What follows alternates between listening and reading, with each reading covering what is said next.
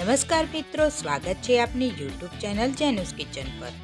આજે હું તમારા માટે લઈને આવી છું એકદમ નવી, ટેસ્ટી અને અનોખી ચાની રેસીપી।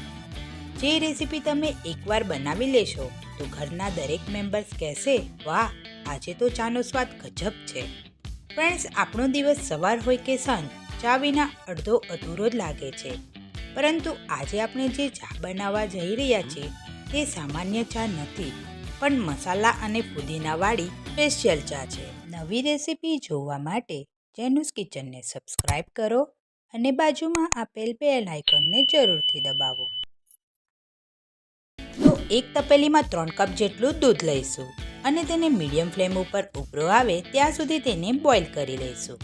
ફ્રેન્ડ્સ, અહીં આપણું દૂધ બોઇલ થઈને રેડી થઈ ગયું છે। આ પ્રમાણેની ક્વોન્ટિટીથી આપણે 6 લોકો માટે ચા બનાવી શકીએ છીએ। હવે તેમાં 3 થી 4 નાની ચમચી જેટલી કાળી ચા પત્તી એડ કરીશું। તેને સારી રીતે મિક્સ કરી લો અને ફરીથી તેને બોઇલ કરો। ત્યારબાદ તેમાં 3 કપ જેટલું પાણી એડ કરો। પછી તેમાં મેં કેટલીક લેમન ગ્રાસ એટલે કે લીલી ચાની પત્તીને આ રીતે કટ કરીને એડ કરી છે અને સાથે સાથે તેમાં કેટલાક પુદીનાના પાન પર એડ કર્યા છે। ફ્રેન્ડ્સ, લીલી ચાથી આપની રોગપ્રતિકારક શક્તિ મજબૂત બને છે અને તે સ્વાસ્થ્ય અને ત્વચા માટે પણ લાભદાયક છે, જ્યારે ફુદીનો વજન ઘટાડવા માટે અને માથાના દુખાવા તથા તણાવ માટે ખૂબ જ ફાયદાકારક રહે છે।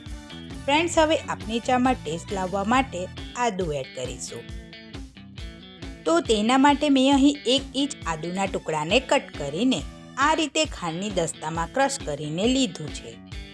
આદુ શરદી ખાંસીમાં ઘણી રાહત આપે છે અને કોલેસ્ટ્રોલવાળા દર્દીઓમાં કોલેસ્ટ્રોલનું સ્તર ઘટાડવા માટે આદુ ખૂબ જ અસરકારક છે। તો ફ્રેન્ડ્સ, આપણી આ ચા કડક મસાલેદાર હોવાની સાથે સાથે હેલ્ધી પણ રહેવાની છે।